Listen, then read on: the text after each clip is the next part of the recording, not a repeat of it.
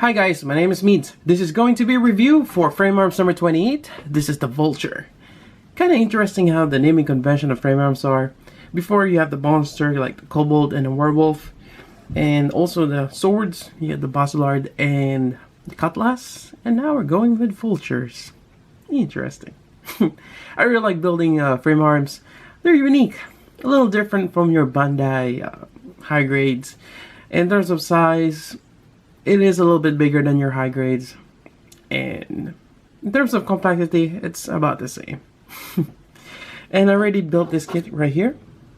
Otherwise, you'll see the inner frame or the frame arm, the base kit inside here, and you're gonna assemble, or pretty much in terms of the kit, you're gonna be putting the armor on him. And certain parts you actually swap out. Here we go. And some of my friends mentioned it does look like Anubis from Zone of the Enders. Really cool. And it does have the transformation, turns to a vulture, hence the name. And on the side here, some disclaimers. And it retails about 30 to 100 yen. Roughly about, well, I guess about 40 bucks to 45 shipped. It's a nice kit. Alright, and let's go over to the mold kit. For this particular kit, we have a variety of hands. You have the closed fist, you have the open hands right here. You get a pair of them. And hands for holding the weapon. So about 3 pairs of hands. You have this connector part here for the blade, as well as this extra piece. These are actually the talons, which I'll demonstrate later on. And you have the blade here. Alright, so taking a look at this awesome kit. So at first, looking at the head, it does have some clear blue pieces for the eyes and along the side of the face. And you know, it's actually quite great that they've color separation. Nicely done. And also there's a separate piece which I forgot to take out of the box, but it's just a gray piece which basically doesn't have the clear pieces, or I think maybe the purple. It's just gray, and that is an option if you want to just paint it out and you don't want to use the clear pieces. Other than that, the color scheme is kind of interesting. You got the peach and purple along with the blue. It's actually nice.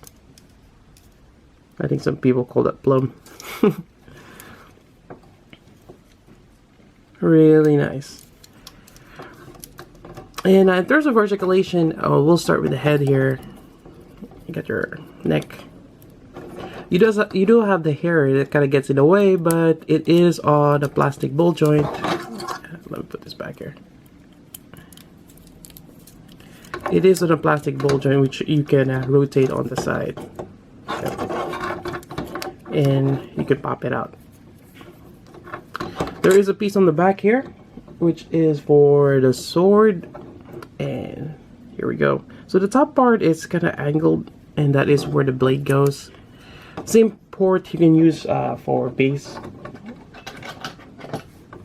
You got the sword here, so we just basically slide it, the blade first, or the sharp edge first, then there we go. I find that this part here tends to get in the way with the hair, but there we go. It's a nice way to just store your sword. Yep. But let me just take this out for now. Moving on, you have the shoulder here, which you can rotate freely, and you get the elbow. Sometimes I find it a little confusing with this elbow articulation, because when you don't have the armor, it looks like this is the back of the elbow. It bends this way, but as you can see, you're not getting much out there. So it bends this way. Yeah. You got the wrist here, and it is on a polycap that you can move down. Then you have the abdomen here, and you can also rotate on the waist. You get the legs. Actually, this one is interesting since you actually swap out this part here, the top part of the leg. It's not the same as the inner frame. Then you get the swivel here, and you get the knee. Actually, you can bend a little bit more. This kind of intertwined. This part goes inside. And it does have a separate knee armor, which is great. But this doesn't let you, yeah, it's a straight peg.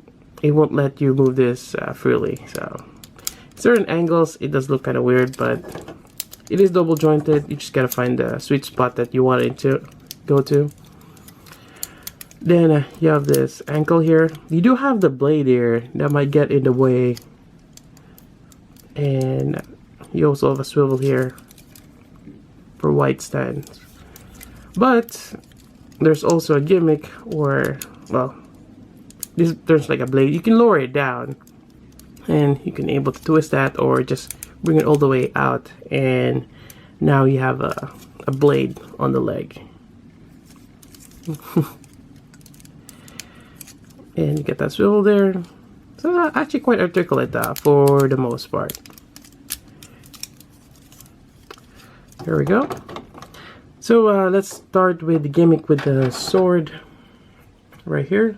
So for this one, I'm gonna use the hand to hold it. Well, the one shown on the box or the manual, we're gonna take this out here, and we're gonna hold it upside down. I mean, typically you're gonna hold the sword this way, right? But on the box, we're gonna hold it this way first, then I'll show the other way around. Alright, so there we go. So part of the gimmick is you can actually bend this around. It's like a chalk round. Since you have the blade, it's like a circular thing. It's kind of interesting how they've done that. Anyways, just pop this out, put the blade on here, and basically we're gonna wrap this around.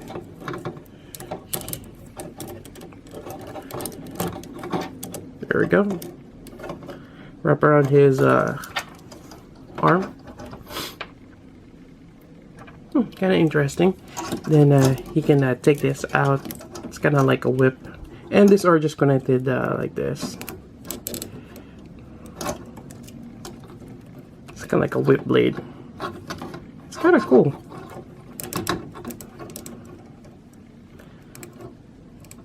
Really nice. I kind of wish they make frame arms like that, the MSG weapon set. Well, not really frame arms, but the MSG weapon set, they incorporate that style. It'll be nice to have extra swords like that. There we go. Otherwise, you also have a gimmick, which is going to be part of transformation later on, where we pop this out. And you can just move this down here, and you have the claw blades. Yeah, and it works the same way on the other side. Alright, so why don't we get to the transformation? Alright, transformation wise, I've already kind of started in this one. Same way on this one here, we're gonna push this down. There we go. Alright, and on the face, the visor actually pops down. So we're gonna take out this whole piece here. There's actually another peg right just on top of the clear blue, and we're gonna push this in. There we go. Now it's lowered. We don't see the eyes anymore. And then this one, you're gonna flip it around. You probably don't need this at this time, so I remove that there. And now we're gonna move the shoulder forward and actually up as well. So that's an extra articulation there for the shoulder. There we go, and just have it face this way. There we go. Next part, we're gonna open this up. or have him do the splits. I'm gonna open up the blades, and basically the legs becomes the wings. If it's not that, you know, it's quite obvious. Oop, pop that out.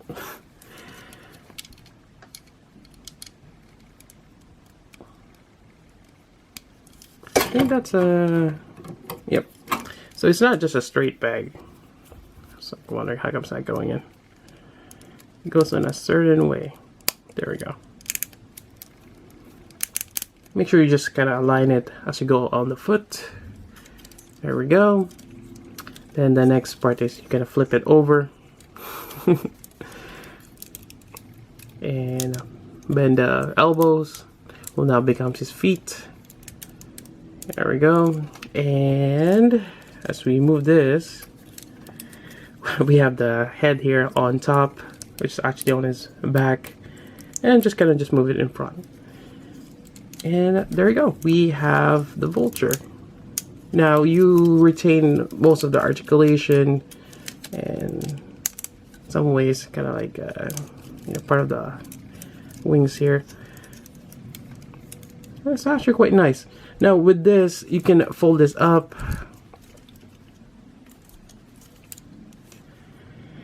You can bend this. And also I forgot the blue things here, the talons, just goes underneath, and this helps you for him to stand. Yep. So as we get that there we go. I put it on before, just on the robot mode. It just gets in the way, so you do have to remove it. And there's no other ports. I was thinking of putting it here for the blade, but it does not fit because it's, you know, the purple piece gets in the way. Kind of wish there's another port for those when in the robot mode, but yeah, this is really nice, very cool. I mean, you got several points of articulation here, and it's just amazing how they've done this. Also for the neck, it is in a polycap. If you just kind of wiggle it out, you can have more rotation, have the head move side to side. Yep. Just be careful though, because if it's all the way in, you're gonna lose that ability to move side to side. So do not force it. But yeah, this is really great. It does need a bit of paint in the, pretty much on the box art. You can see what needs to be done. Probably paint the eyes metallic green, a bit of highlights here and there. Paint the sword. Now for this part here, I'm not really sure what else, or if we can put this back on.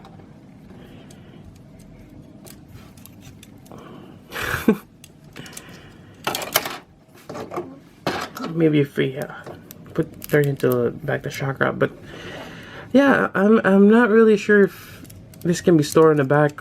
It just doesn't look right. Yeah, so on this mode you don't need the blade. Kind of wish there's another option for this. Maybe extend the tail or something, but apparently we don't need it. There we go. Yeah, this is amazing. You can even have him, oh, we got this part here. Actually, this part does tend to pop off, but not so much. I mean, when I talk about things that pop off from other frame arms, like, it just pop off quite easily, which is a bit annoying. But this one, for the most part, I haven't had much issues with it. And you can have him on kind of like the, what's it called, that when the bird is trying to capture the prey. Yeah, it's just amazing. I really like this.